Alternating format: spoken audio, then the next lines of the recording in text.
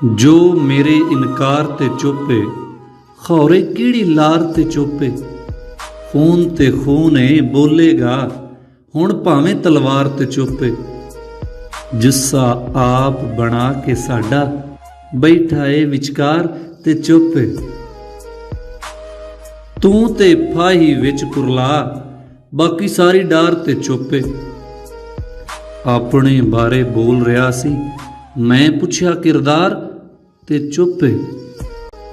नींदर दे विच बोलण वाला अख होई बैदार ते चुपे। है कोई मंसूर ते बोले बाकी हर फनकार ते चुपे। ओए प्यार दा रौला पावण वाला धी नूं होया प्यार ते चुपे। जो मेरी इनकार ते चुपे खौरे किहड़ी लार ते चुपे।